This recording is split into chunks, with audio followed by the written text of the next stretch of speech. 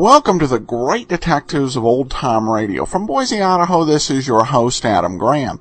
If you have a comment, email it to me, box13@greatdetectives.net. Be sure to cast your vote for the show on Podcast Alley, podcastalley.greatdetectives.net, and follow us over on Twitter at Radio Detectives. Well, before we get started, I want to let you know about Netflix. I've mentioned the great variety of programming that Netflix offers. And really, there's a lot of stuff there for the whole family. Particularly as the Instant Watch library continues to grow. Many older kids shows and cartoons have been added, including recently several of the 1990s Marvel Comics superhero shows, which were of pretty good high quality. Regardless of what you want to watch, Netflix provides you a world of options. When I first started with Netflix, I figured I'd keep the subscription until I ran out of stuff. That's a tough task. There are so many great choices there. Netflix.greatdetectives.net, or if you're in Canada, NetflixCA.greatdetectives.net. Now it's time for The Adventure of the Submerged Baronet.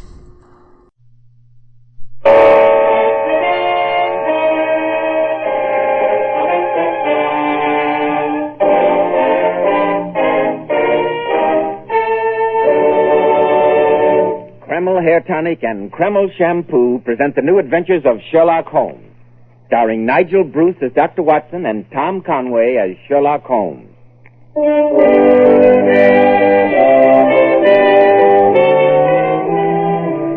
Now it's time for our weekly visit to Sherlock Holmes' famous colleague, our good friend, Dr. Watson. Good evening, Dr. Watson. Good evening, Mr. Bell. Sit down and make yourself comfortable. I'm glad to see you. It's always good to see you, Dr. Watson. And judging from the confusion of papers on your desk and the open dispatch box, I deduce that you have a story for us. Absolutely correct, Mr. Bell. I can see that your powers of observation are improving through association with me. I've been looking forward eagerly to this story, the Adventure of the Submerged Nobleman, I believe you called it. Extremely odd title. But a most accurate one, my dear chap, as you will see. But first, I know that you're anxious for a word with our listeners. Yes, Dr. Watson, I am. I'd like to tell our listeners about a modern trend in hair grooming that's in such great demand today among men who value their appearance. It's called Kreml Hair Tonic. Kreml keeps hair handsomely groomed from morning until night, just the way you combed it in the morning. This is because Kreml contains a special combination of hair grooming ingredients which is found in no other hair tonic. This wonderful, natural-looking hairdressing has just enough light oil to keep hair perfectly groomed with an attractive, healthy-looking luster. Yet Kreml never leaves the hair looking or feeling greasy or sticky. Kreml always looks and feels so clean on both hair and scalp. A nationwide favorite among America's top-flight executives and most successful men. Be sure to try it. Kreml, Kreml Hair Tonic. Now, Dr. Watson, you have my complete attention for the adventure of the Submerged Nobleman. The floor is yours. Well, that strange affair took place many years ago. Holmes and I had been spending several days at the seaside resort of Brighton late in July, but not for pleasure, as you might think. We had been concerning ourselves with a most peculiar crime, and only that morning had successfully concluded the affair of the politician, the lighthouse, and the train cormorant. With a few hours to waste before returning to Baker Street, I persuaded Holmes to join me, much against his will, for a stroll along the front by the sea. You must admit, Holmes, that the first sea breezes are most delightful after the way that we've been cooped up these last few days. I'd find them more so, Watson, if they were not quite so heavily laden with the odors of cheap peppermint and the sound of even cheaper music. Oh, come, my dear fellow. England's playground, you know. That's all very well, Watson, but I do wish the members of the younger generation wouldn't select my feet to play on. Look over there, Holmes. Down on that pier. Sailing boats for hire. Oh, we've several hours. Now, I'll wager that I haven't forgotten my boyhood skill with a small boat. What about it? Well, at least the sea has the advantage of being comparatively uncrowded. Lead on, Watson.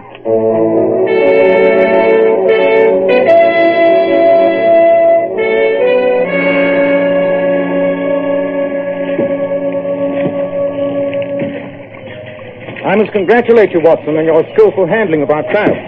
You reveal a talent I didn't know you possessed. I haven't done it for years. I don't seem to have lost the knack, though, do I? How far are we from shore? About 2 miles, I should say. Wind's rising, too. I think we'd better put about. Now, watch your head, Holmes.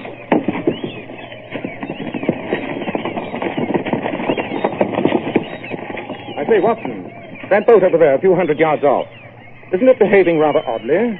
Certainly is. Probably some weekend trippers who never sailed a boat before. The silly fools don't look out, they'll... They're signaling us. See that woman waving? She looks frantic. She's pointing astern. Hold hard, Holmes. We run up to them on this tack, but I'm afraid it'll be wet going. There are 2 women, Watson. One of them standing up. Silly fool, she's liable to have the boat over if she isn't careful. She's shouting something. Can you make it out? I caught the word drowning. Look there, Watson, to the left. Something or someone in the water. I see him. I'll come up into the wind as we reach him. Let's get ready, Holmes. A little more this way. There. I've got him. Give me a hand here, Watson. Right, you are. Drag him in. Careful. Sure, you can. You're right. Well, we better take him in tow, Holmes. I'm afraid there's nothing we can do for this poor fellow, Watson. There's not even the faintest sign of a pulse. Stand still. We'll be with you in a minute. Holmes, we'd better take the 2 ladies aboard with us. Catch hold as we come alongside. My husband. Is he all Here, give me your right? hand. That's right. I'm afraid it's hopeless, madam. By the time we reached your husband, it was all over. There, my dear. You must control yourself. It's the Lord's will. I've got their boat secured, Holmes. I'll head straight to shore. Dad, if only you hadn't insisted on going. You've nothing to reproach yourself with, my dear. May I suggest, gentlemen, that you steer for that strip of sandy beach beyond the headland there, where you see the large white house just above. That's Lord Hollis's house. All right, you are. We'll be there in a few minutes with this following wind. Thank you. The gentleman whom you attempted to rescue was Lord Hollis. This is his wife, Lady Diana, and I'm her companion, Miss Cartwright. Thank you for coming to our rescue. Not at all. I'm only sorry we were not in time to save Lord Hollis's life. This is Dr. Watson, and my name is Sherlock Holmes. She's fainted, poor child. And after what's happened, no wonder.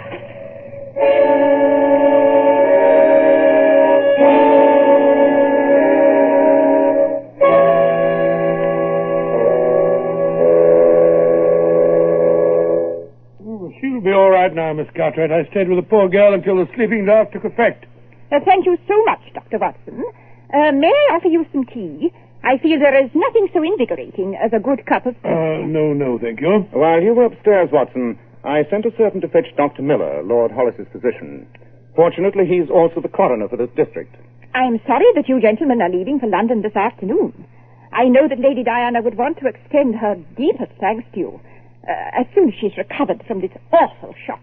Miss Cartwright has been giving me the details which led up to the tragedy, Watson. She's fully familiar with all the circumstances, since she was Lady Diana's governess as a little girl and has remained with her as a companion ever since her marriage to the late Lord Hollis. As I have often heard of Mr. Sherlock Holmes, Dr. Watson, perhaps I have confided in him more freely than I should have. But I know that what I tell you both will go no further. Of course. Lord Hollis, I regret to say, drank to excess. He was, as you no doubt noticed, a very fleshy and corpulent man, and Dr. Miller had often warned him against his indulgence in food and spirits. This morning he drank almost a full bottle of brandy, Really? after which he insisted on going sailing. Both Lady Diana and I did our utmost to dissuade him, but when his mind was made up, it was impossible to argue with him. Quite so. He was utterly incapable of handling a boat in his condition. So Lady Diana managed to prevail upon him to let us accompany him. I see. The alcohol made him foolhardy and reckless.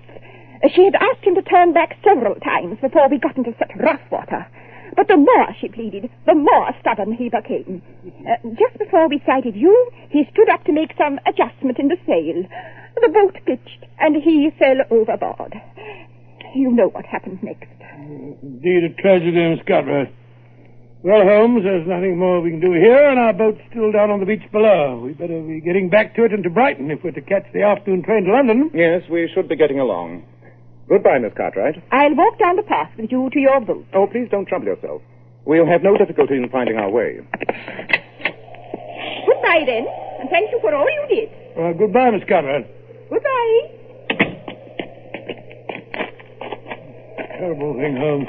A young woman like that, whose whole life blighted by such a tragedy. No doubt. Odd that she should have fainted just when she did. Odd, it seems to me most natural that a woman should faint upon discovering that the husband she loves has been drowned. Now, allow me to correct you, Watson. Lady Diana did not faint at the news that her husband was dead. She fainted when she heard my name. Oh, really, Holmes, egotism's all very well, but not when it leads you to suspect everyone of being a criminal. Well, perhaps your strictures are justified, Watson. Well, here we are at the beach, which may offer proof or disproof of my suspicion. Oh, what way? You will notice that when the four of us came up, with you and I carrying the body, I chose a route across the sand which would leave undisturbed the footprints which Lord and Lady Hollis and Miss Cartwright had made when embarking this morning. Be careful not to tread here, Watson, but examine these prints in the wet sand with close attention. Don't see anything out of the ordinary. There are 3 sets of them. Precisely. The small ones are Lady Diana's, and those larger prints of a woman's feet are Miss Cartwright. Oh, how do you know which is which? Because I took the trouble to look at the shoes both of the ladies were wearing. And those large imprints from a rubber sole were undoubtedly made by Lord Hollis. I notice that they waver a trifle, which bears out the report of his condition. Capital, Watson. Your observation is indeed to be commended. Oh, thank you very much. But the most important point about these footprints seems to have entirely escaped your eye. Oh, here we go again. I don't understand. Well, you can think it over while we're on our way. Back to Brighton, you mean? Yes, to Brighton. En route to call on Colonel Sheridan. Colonel Sheridan? Why, he's the chief constable of the county, isn't he? Precisely, Watson. Come on, let's be going.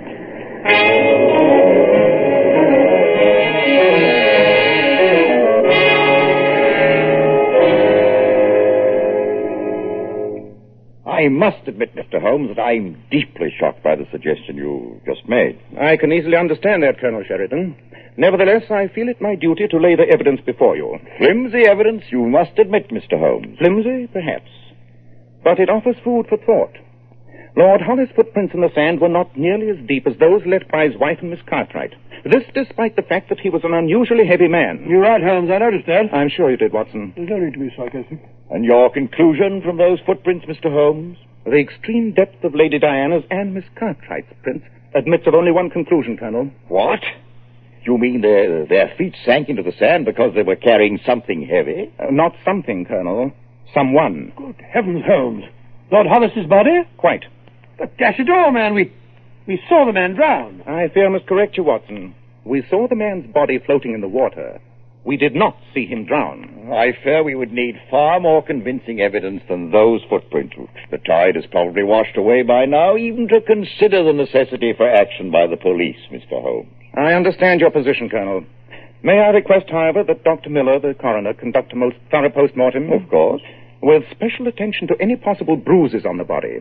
Any evidence indicating that Lord Hollis might have been struck a blow that rendered him unconscious before he was pushed overboard. I shall instruct Dr. Miller accordingly, Mr. Holmes, but I still can't believe there's anything wrong. I've known Edward Hollis since he was a boy. He was a fine chap, generous, excellent right at the house, although a bit over fond of the bottle. Yes, Miss Cartwright told us. Oh, Miss Cartwright. Ooh, that woman gives me the cold shivers. She's got an eye like a basilisk.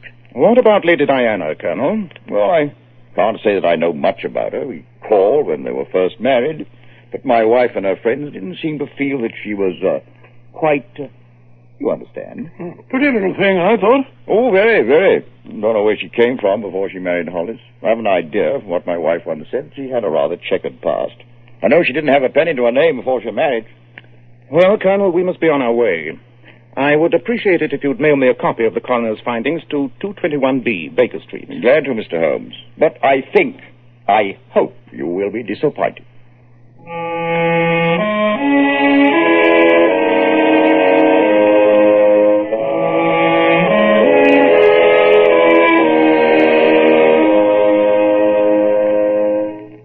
Mr. Holmes, you might stop lolling in that chair and staring vacantly into space and lend me a hand with our packing. Our train leaves in half an hour. Eh?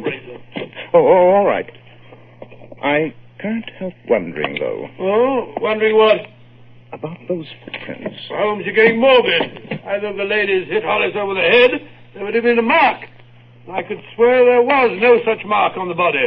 Possibly, but still. And if he was poisoned, the coroner's report will show it. But if he were neither hit over the head nor poisoned... Oh, but how else could a frail little woman like Lady Diana overcome a robust man like her husband? Just wasting your time, Holmes, if you ask me. I didn't. Didn't what? Ask you. Oh, there you are. Well, that finishes my packing. I only wish I had time for a tub before the train. What did you say? I said I only wish I had time for a bath before the train. I'm a bit on the salter side since I sailed this morning. By Jove, Watson. Thank you. What are you talking about? Yes, it's a possibility. A distinct possibility. Come on, forget that train.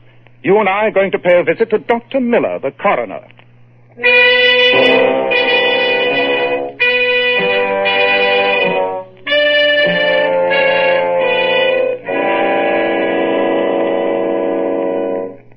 But it's fantastic, Mr. Holmes. I've never heard of such a thing. That doesn't mean that it's impossible, Dr. Miller. You are certain that you found no bruises on the body? Absolutely.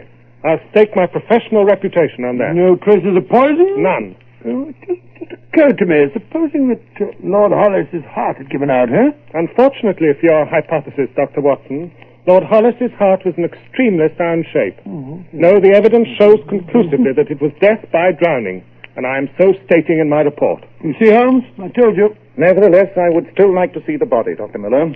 Very well, very well. It's in here. You see that I've already got along fairly well with the post-mortem. Now, gentlemen, it won't take long to discover if the idea that Dr. Watson so brilliantly suggested to me is a valid one. Your idea, Dr. Watson? Oh, don't ask me, Dr. Miller. I haven't the faintest idea what Holmes is driving at. The body's lungs are filled with water. Not unnatural in a man who's been drowned. Well, at least it proves that he was alive when he went into the water. I knew it. This was no accident, gentlemen. It was murder. Murder? It can't be. How do you know, Holmes? Lord Hollis was supposed to have drowned in the sea before the very eyes of Dr. Watson and myself. There's no mark on his body and his lungs are full of water. But that water, gentlemen, is not salt water as it should be. It is fresh water.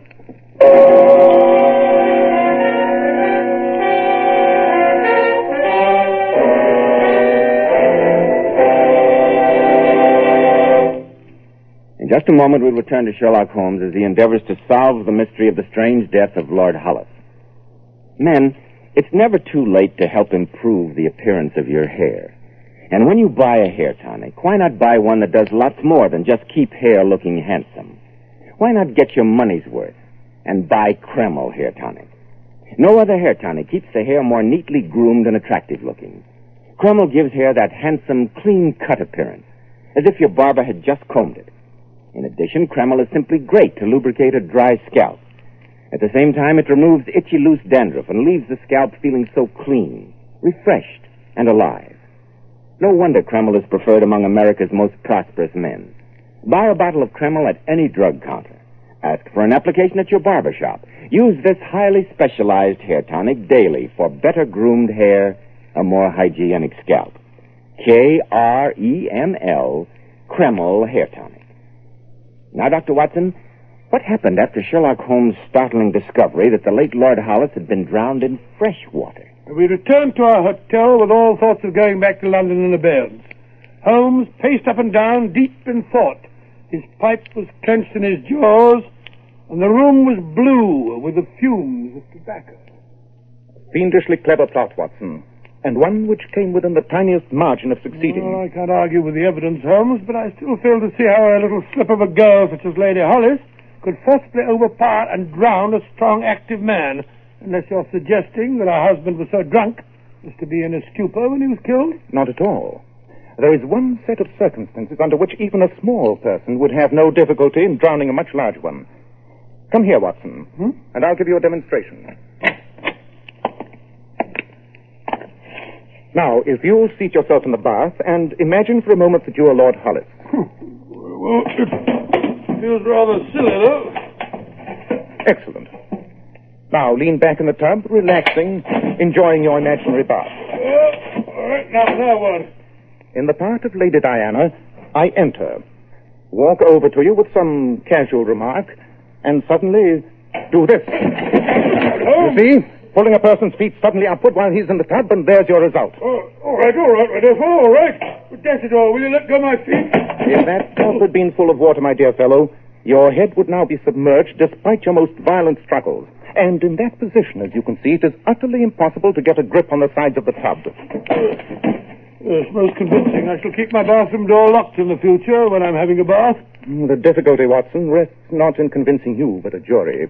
Our evidence is slender in the extreme. A clever defense lawyer would have no difficulty in tearing so tenuous a thread apart, if I know anything about juries. You mean to tell me, Holmes, that the perpetrator of so fiendish and cold-blooded a crime is to be allowed to go free? Let me call your attention, Watson, to the fact that both Lady Diana and Miss Cartwright, beneath their frail and helpless exteriors, must be women of the utmost resolution and determination. Perhaps the two of them had planned out the whole grisly business far in advance.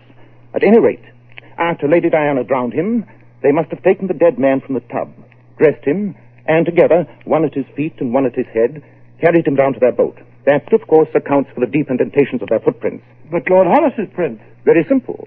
Once the body was in the boat with Miss Cartwright guarding it, Lady Diana walked down the shore below high tide mark and up to the house by another route. I see. And then she put on a pair of Lord Hollis's shoes, walked down to the boat, thus creating the prints that were supposed to be his. Quite so. Then they sailed out, waited until some boat was near enough for their signals of distress to be visible, slid the body overboard, and began to act out their little drama. It all hangs together. As an explanation, yes. As evidence, no. And as I told you at the beginning, Watson, those two women are not the type whom a simple accusation will break down. You can wager that the loyal Miss Cartwright will guard her mistress's secret with her life. And as for Lady Diana, a woman capable of killing her husband in so diabolically clever a manner will not break under accusation. She'd be more likely to sue for slander. What on earth are you going to do, Holmes? You've sometimes told me that I have queer friends in London, Watson. Hmm? I have a plan which depends upon one of them. I shall go out to London tonight. Meanwhile, I want you to make discreet inquiries from Lord Hollis's bankers and his lawyer and see what evidence you can obtain as to his financial affairs. I feel that we may find a large part of the motive there. Right you are, Holmes. When will you return? If all goes well, I'll be back tomorrow night. I want you to call on Lady Diana and engage her and Miss Cartwright in conversation at precisely 9 o'clock tomorrow evening. Don't fail me, Watson. It is vital that you carry through your part.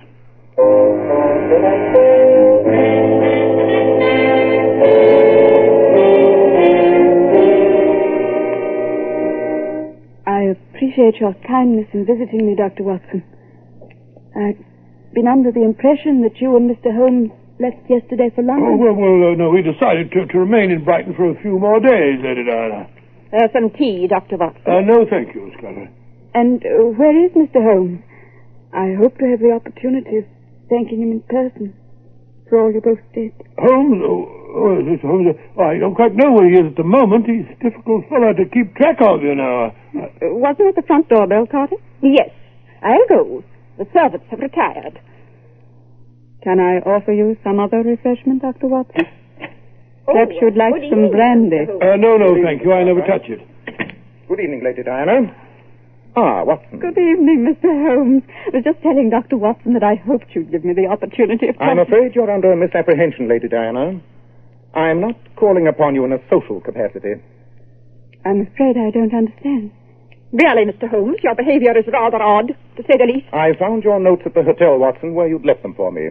They complete the picture very thoroughly. Unless you can give some other explanation of your conduct, Mr. Holmes, I must ask you to leave at once. I am about to offer you an explanation, Lady Diana, although it is one you will not like. I am accusing you, with Miss Cartwright as accessory, of the murder of your late husband. Mr. Holmes, how dare you? I can only suppose that your trade of chastening criminals has turned your brain. I could sue you for slander, but I won't. I won't dignify your insane accusation by doing so. You see, Watson, just as I expected. Lady Diana, Dr. Watson's investigations have revealed some interesting facts. Your late husband was an extremely wealthy man, and you are his sole legatee.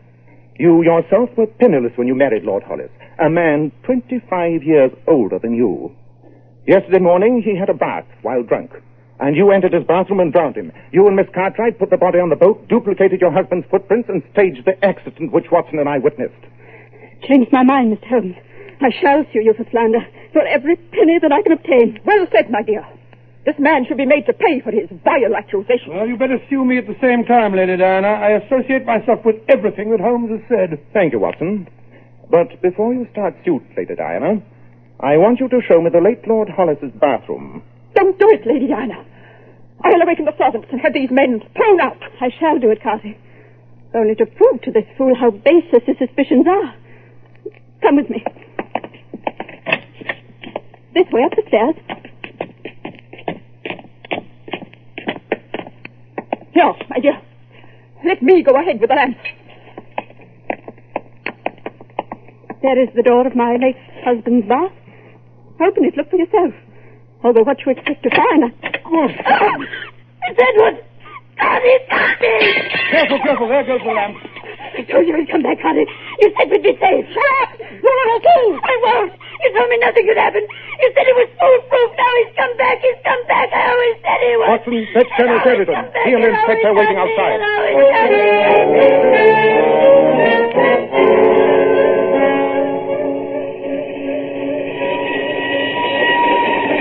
Baker Street will look extremely inviting, Watson, after the excursions and alarms of the last 48 It certainly hours. will, but with all the excitement after that woman dropped the lamp and the police inspector taking down Lady Diana's confession, I still haven't found out how you managed the whole thing.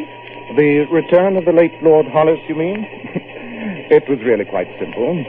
One of my many friends in London is one of the artists who makes all those clever waxwork figures for Madame Tussauds museum. He made me a most lifelike and convincing replica of the late Lord Hollis, working from a photograph furnished by the local portrait studio. Great Scott, and while I held those two women in conversation in the drawing room, you entered the house and smuggled the figure into the bathroom. Precisely, my dear fellow. As I told you, only a very sudden and intense shock would ever have scared a confession out of that extremely self-possessed murderess, Lady Diana, and her evil genius, Miss Cartwright. Shock. I don't mind telling you, Holmes, that if I'd been carrying that lamp, I'd have dropped it myself when I saw that figure. Took 10 years off my life.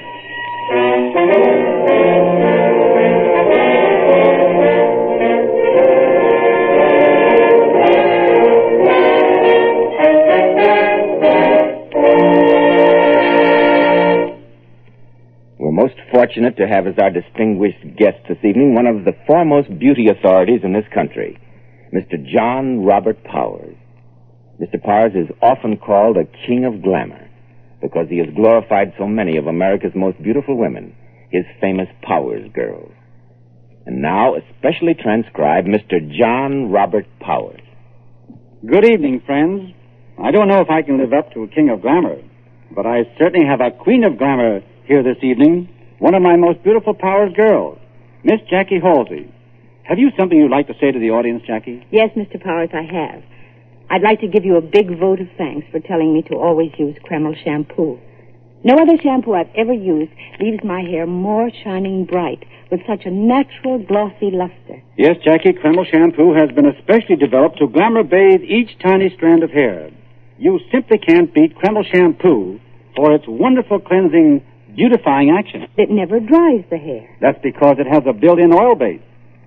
Kreml shampoo actually helps keep the hair from becoming dry or brittle. And Kreml shampoo whips up such a luxuriant active foam even in the hardest water. It rinses out so easily and leaves the hair a vision of shining beauty. And that's why I urge every woman to try Kreml shampoo. It's so mild, so gentle, so remarkably beautifying as it uncovers and reflects the natural brilliant highlights that lie concealed in every woman's hair. And it takes only 10 minutes to give your hair this wonderful glamour bath. Thank you so much, Mr. Powers, and your very charming Powers girl, Miss Jackie Halsey. And now, Dr. Watson, what about next week? Well, now, let me see. Next week I think I'll tell you a story that's always been one of my favorites. I call it The Red-Headed League. It began with a strange, fantastic tale told us by a Mr. Jabez Wilson and ended with a dreadful midnight vigil in the subterranean vaults beneath the City and Suburban Bank.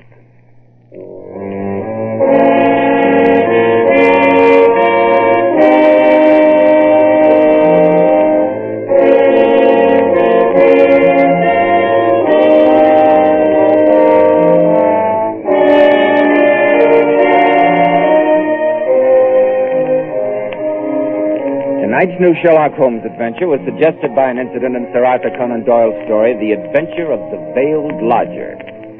Nigel Bruce appeared through the courtesy of Universal International Pictures. Tom Conway by permission of Eagle Lion Pictures. The Sherlock Holmes series is produced by Tom McKnight, with original music composed and conducted by Alex Steiner. This is Joseph Bell, speaking for Kreml Hair Tonic and Kreml Shampoo, and inviting you to be with us next week at this same time, when Dr. Watson will tell us about the Red-Headed League.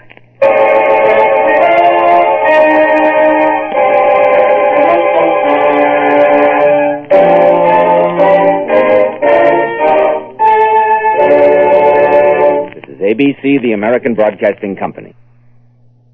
Welcome back. Well, this one was more of a Hal Catcham once Holmes deduced what had really occurred here in terms of it being a homicide. It was a little theatrical method to catch the killer, but Sherlock Holmes got it done.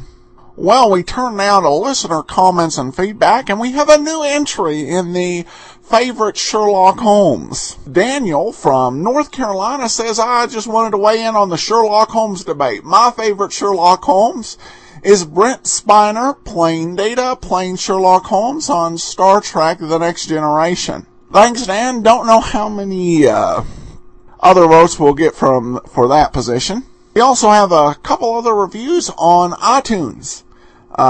Comment from Cashmont 2001. Adam, I love your podcast. You do a great job, and I enjoy all the information you give us about each show, and thank you for all the time and effort you put into this podcast and Dragnet. And then Texas Girl, New York City, writes, these are great shows. I appreciate the work Adam puts in to give us some background on the shows we're hearing. He puts the shows in context of what was going on at the time, both in Hollywood and in the rest of the world. Thank you so much for your comments, and that'll do it for now. We will be back tomorrow with yours truly, Johnny Dollar, and next week, another episode of Sherlock Holmes. In the meanwhile, give us a call, 208-991-4783. Box 13 at greatdetectives.net is the address if you have any comments. And become one of our friends on Facebook, facebook.com/radiodetectives. But from Boise, Idaho, this is your host, Adam Graham, signing off.